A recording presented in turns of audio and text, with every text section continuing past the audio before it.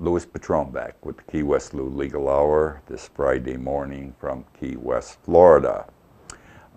Before going to my next topic, which by the way is toilet paper and Venezuela, I want you to know that this show is YouTube now. It takes time to get everything straightened out properly. I know some of you've gone to YouTube.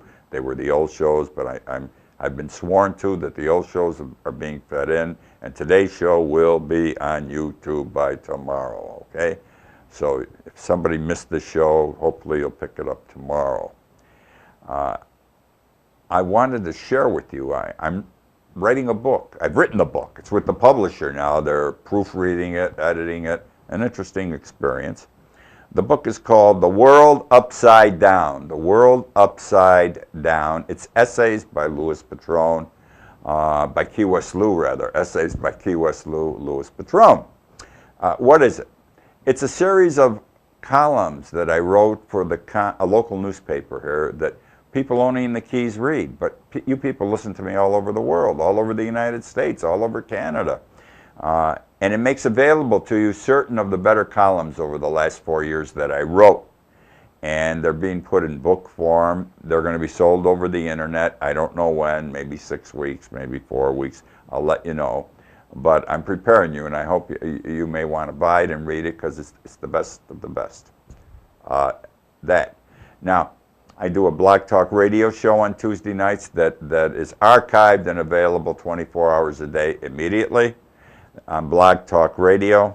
If you want to know how to find everything I do, the simplest thing in the world, and I would like you to do this, is read my blog that I write every morning. I write a blog every morning, and it's my life in Key West. If I went out last night and had 2 drinks too many, I tell you.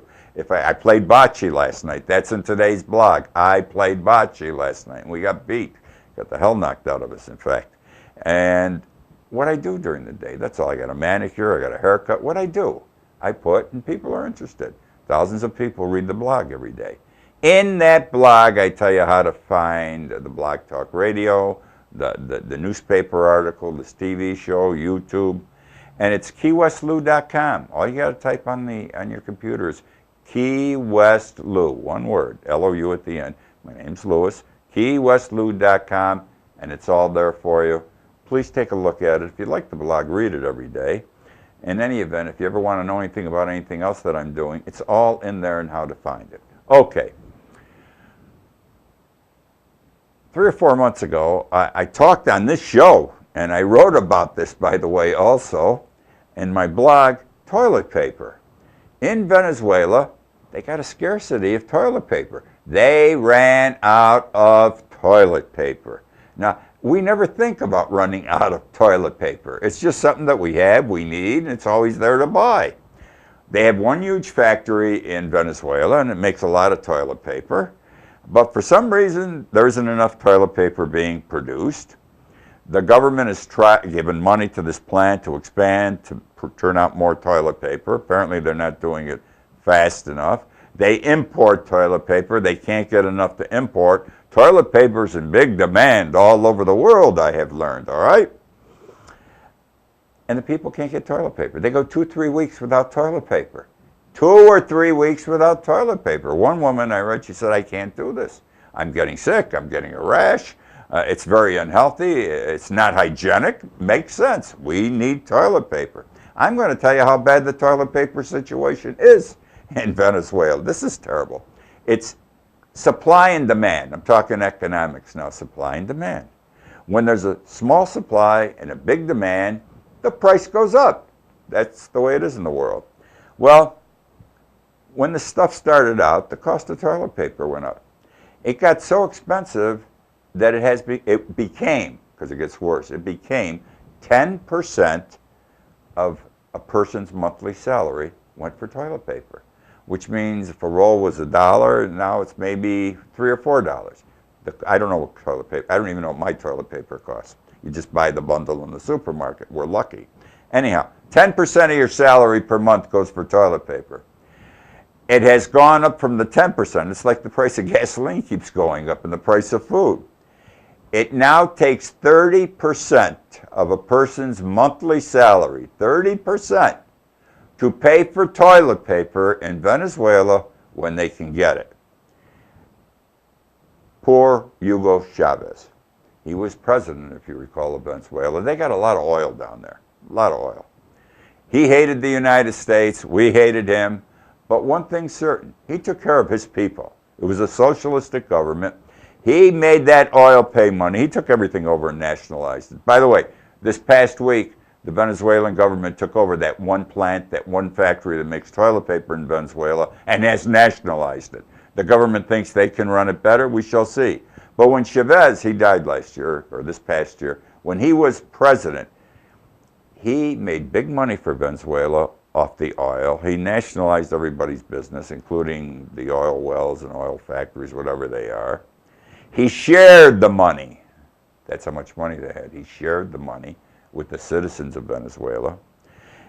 They had everything cheap. Food was cheap and so forth. They never had a toilet paper problem before. They even have a problem with toothpaste. You can't get toothpaste in Venezuela. The social system has collapsed because they got the wrong leaders. When Chavez was there, he was a dictator, but he ran the country well. My point again is, just because a country has a dictator, don't think we got to get rid of them and make every country a democracy. Some people don't want one. Some people don't understand a democracy. They've survived for hundreds of years without one.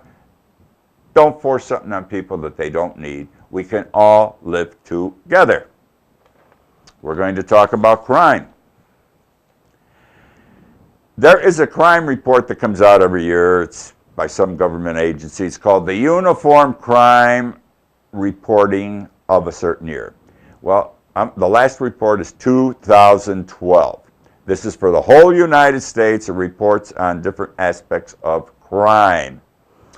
And the numbers I'm going to give you have been the same for the last few years. And what I'm going to tell you is very surprising. I didn't even know, and I'm a retired lawyer. There are $12.2 million, there are so much money. There are 12.2 million arrests the past year, and just about every year in the United States. 12 million arrests. That means there's one arrest every 2 seconds of every day, 365 days a year. Put it in perspective. An arrest in this country every 2 seconds, 24 hours a day.